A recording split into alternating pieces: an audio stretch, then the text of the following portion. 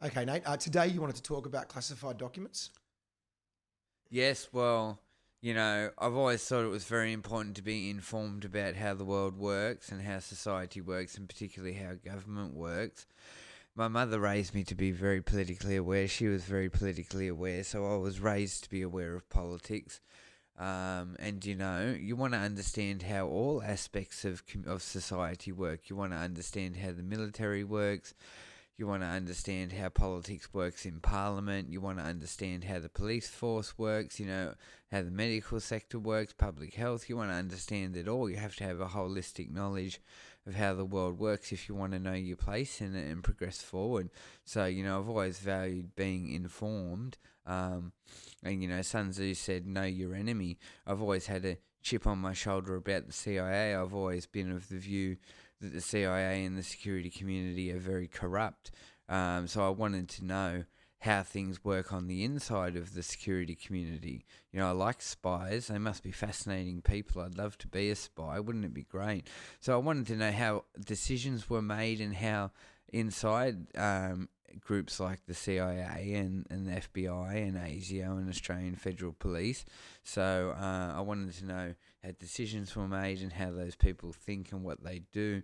So when I learnt that I could access the CIA's online reading room and read their history of declassified documents that were released about 7 years ago now. They were initially released in the 90s, but only in a public library where you had to go and actually physically view them. All these documents were put online about 7 years ago.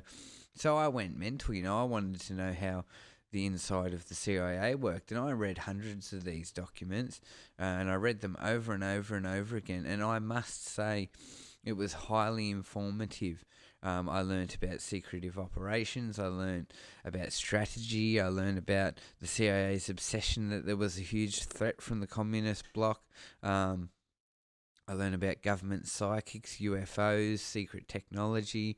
But, the more I talk to people, the more I realise people aren't aware of freedom of information. People don't know that they can read declassified documents and study these organisations. And a lot of the time, you talk to people about declassified documents and they think you're nuts.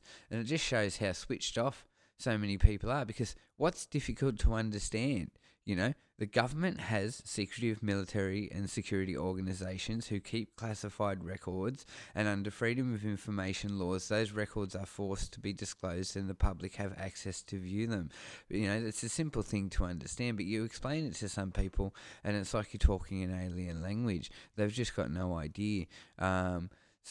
So I think freedom of information is very important. Most of my focus of my freedom of information study has been on the American establishment, CIA, FBI, NSA, and all the Department of Defence and all these organisations. But I'm also interested in Australian classified documents. About a year ago, I lodged a Freedom of Information request with the Prime Minister, the Labor government. So it was how long is the Labor? It was about a year ago, just after the Labor government came into power. I lodged a Freedom of Information request. I wanted to know if Australia had any UFO documents, any UFO reports.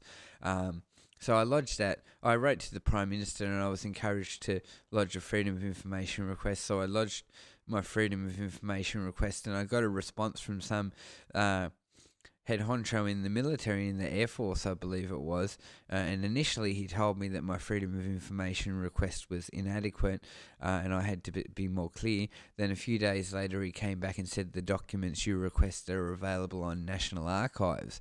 So what I learnt that day was I learnt that Australia has National Archives website.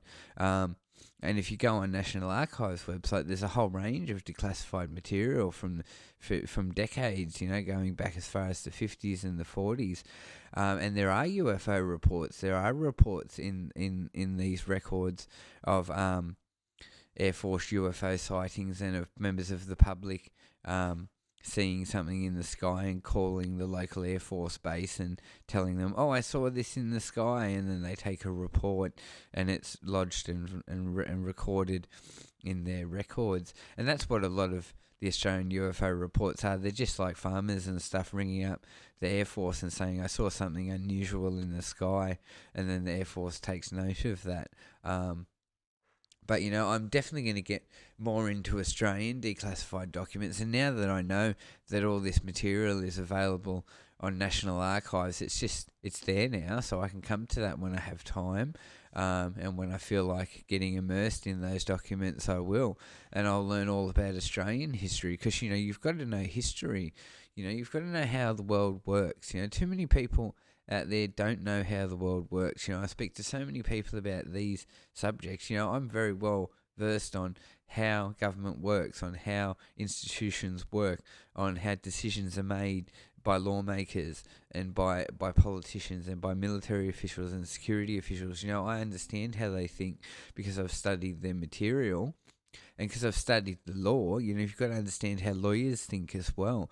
But people don't know. They're not informed and they don't understand how people in the establishment think. So, if you are interested in the secretive side of government and of the military and of security services, then I encourage you to research declassified material through Freedom of Information. Or if there's a question you want answered, you should lodge a Freedom of Information request and you can get the truth. And together we can all find out what the truth is.